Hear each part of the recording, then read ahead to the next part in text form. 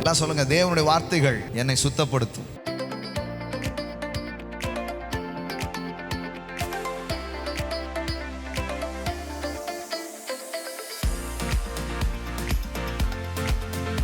ஒருத்தர் சொன்னார், நான் பைபிள் எடுக்கிறதுக்கு எனக்கு அருகதையே இல்லை அப்படின்னு. நான் சொன்னேன், பைபிள் எடுக்கிறதுக்கு என்ன அருகதை வேணும், என்ன தகுதி வேணும்? நான் சொல்கிறேன், தகுதியே இல்லாத ஆள் இதை எடுத்து படித்தா இது அவனை தகுதிப்படுத்தும். அதாவது சுத்தமான பிறகு நான் குளிக்கலான்னா அப்படி என் உடம்புல இருக்கிற அழுக்கெல்லாம் போனதுக்கப்புறம் ஆற்றுல போய் குளிக்கலான் இருக்கேன் அப்படின்னா உங்களுக்கு எப்படி இருக்கும்? ஏன்டா குழப்புற அப்படின்ற மாதிரி தானே இருக்கும்.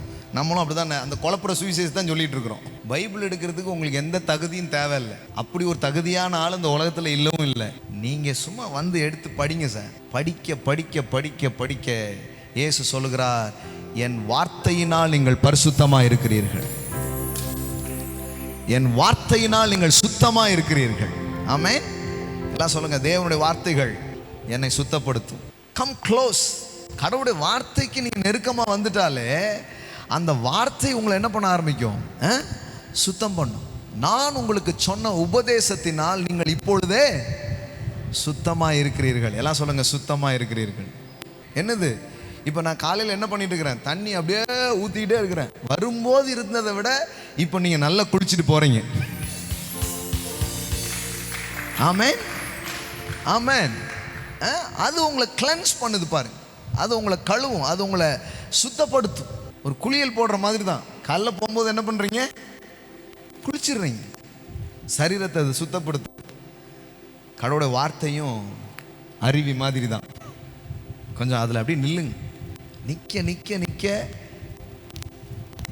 அது என் சுவாபத்தை கூட மாற்றும், என் கவலையை மாற்றும், என் பயத்தை அது மாற்றும், என் தீர்மானத்தை அது மாற்றும்.